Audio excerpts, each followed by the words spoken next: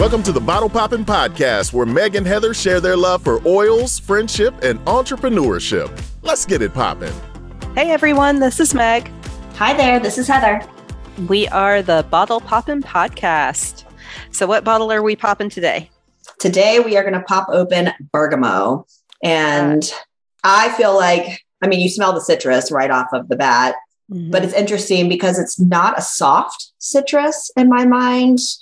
Boy, is it a hard citrus? It's like a sharp citrus. I don't want to say bitter because I don't know that bitter is a smell.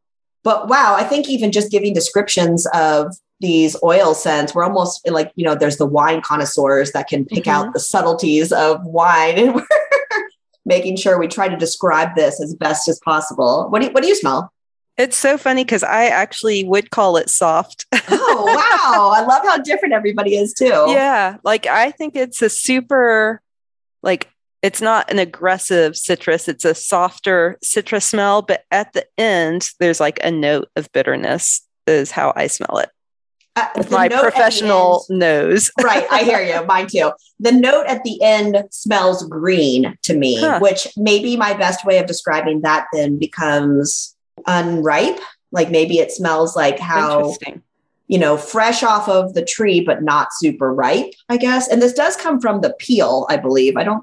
Bergamot peel. Yeah. And it has a supplements facts box on the side. So this is one that you can use all three ways. You can use it aromatically, topically, and then internally.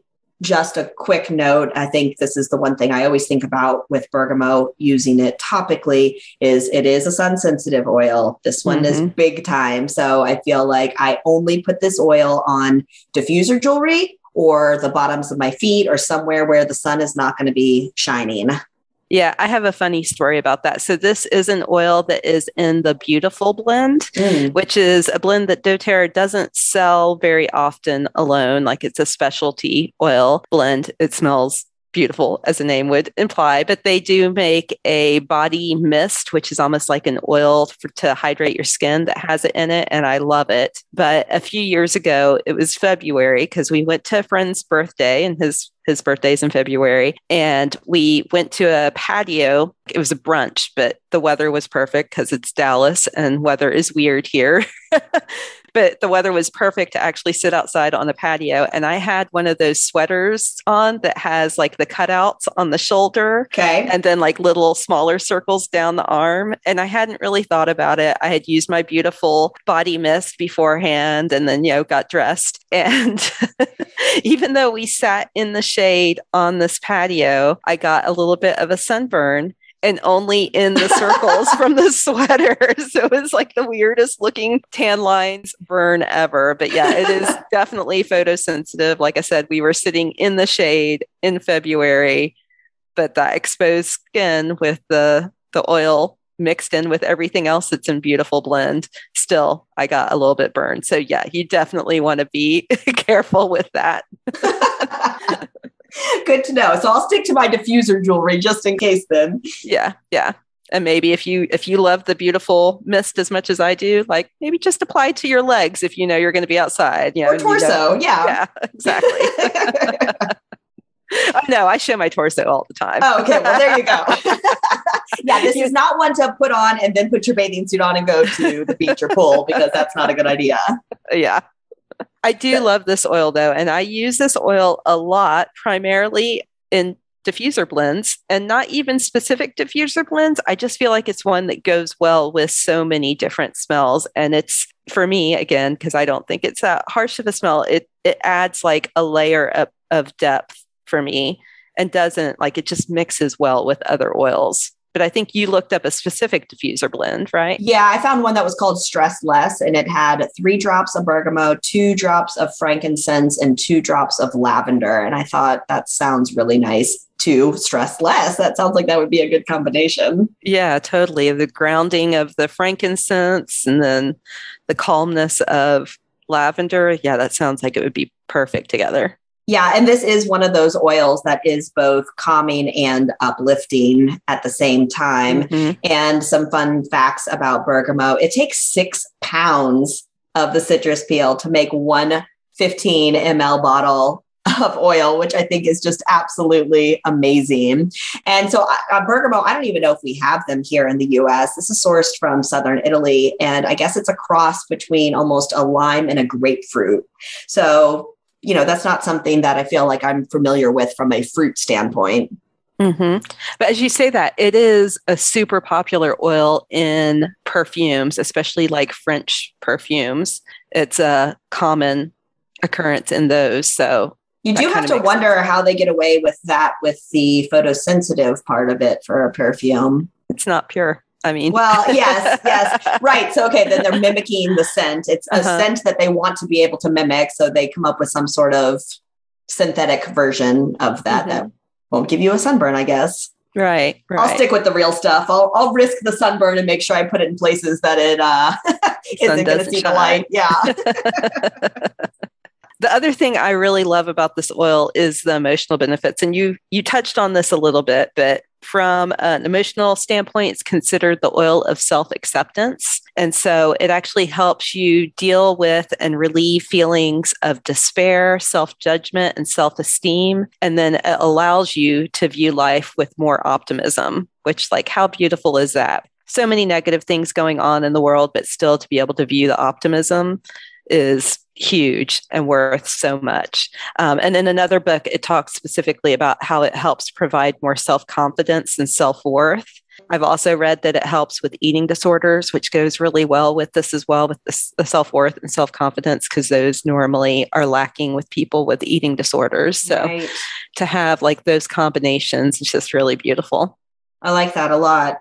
And I probably have used this most from aromatic standpoint as well. It just smells good. So I can see that self-worth and self-acceptance where it just kind of makes you feel positive while you can smell it. I've not used this for any cooking recipes. I've seen that you can put it into muffins or drinks, and I just haven't. Have you used it internally for any of those cooking recipes? I feel like I have used it once for homemade chocolate.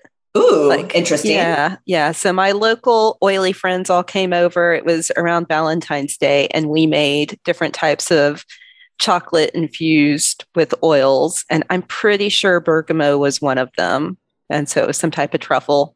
I mean, I think chocolate automatically makes anything delicious. So I don't remember this one necessarily being my favorite. Like, I love mint and chocolate the most, but I'm pretty sure we did a bergamot one as well. And that would be interesting. But let's also mention, we've talked about this in the past, when you are using oils for cooking, you definitely don't want to just add the amount of whatever, if it's a tablespoon. a half teaspoon or something, do not add that. In fact, even one drop can be overwhelming and too much. So you've talked in the past about taking a toothpick and sticking it into the bottle of oil and swirling it into whatever you're making. Taste it. You can always add more if you want to. But yeah, even one drop. There's been some oils that even peppermint, I got to be careful with, like in coffee and stuff, because sometimes I'll put one drop in and it's like, woohoo. I've never experienced that with coffee. You get it, you're bringing it to your mouth, and it isn't like, as the peppermint hits your nose, it just like opens it up so much. Yeah, I like that. Like, it gets rid of coffee breath at the same time. There you go. A 2-for-1. So I just so happen to have Balance on my desk here. So I just opened both bottles. So the bergamot and Balance. It's a pretty awesome combo. Yeah, that might be going in my diffuser once we're done with this recording. Well, and I've told you how much I like Balance with citrus oil. So this seems like that would be a good fit for that as well. You smelling the two? No, I don't have it beside me, unfortunately. Oh, okay. I thought you were reaching for it. I was going to, and it's gone. But then I have peppermint right here. So after we were talking about mint and bergamot, I don't know. It says that's not one that comes up as a good pairing. Let's see if I think otherwise. It's not bad. I don't know that that's the first thing that I would put together in a diffuser. I have definitely done spearmint and bergamot and maybe then some other oils, but yeah. I don't know. I feel like bergamot pairs well with just about everything.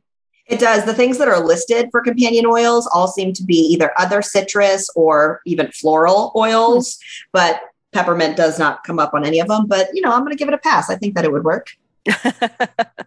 You're your own person. You can do what you want. And obviously our olfactory senses are slightly different from one person to another. So what I like, you might not like. For sure. All right. Well, this has been fun. I feel like I've learned stuff about bergamot just in our conversation. So hopefully our listeners have as well. Yeah. And I actually really like, just even being prepared for whichever podcast we're going to talk about next, because I feel like it allows me to maybe pop open a bottle that I don't use as frequently and put it in the diffuser and kind of play around with it a little bit more, which I like to be able to use oils that I don't use as frequently. Yeah, for sure. Me too. One of the side benefits we're getting from this. So hopefully our listeners are as well. Yes, we encourage you to, if you have this sitting around and you haven't opened it in a while and we're talking about a certain oil that you have, I would encourage you to get it out and try it the couple of ways that we've been talking about. Yeah. Also, we have the Bottle Poppin' podcast on Instagram, and you can at any time go on and comment on those photos. We always do a photo or some type of post about the oils we're talking about today. So feel free to share your favorite way to use it on those posts as well. Great idea. Yeah. All right, everyone. So I hope you've learned something new and enjoyed your time with us today. And we'll talk to you again next week. Thanks for tuning in. For more information, you can follow these bottle poppin' ladies at bottlepoppinpodcast.com. Tune in next week to learn about what bottle we're poppin'. Until next time, take care. These statements have not been evaluated by the Food and Drug Administration. This podcast is not intended to treat, diagnose, cure, or prevent any disease.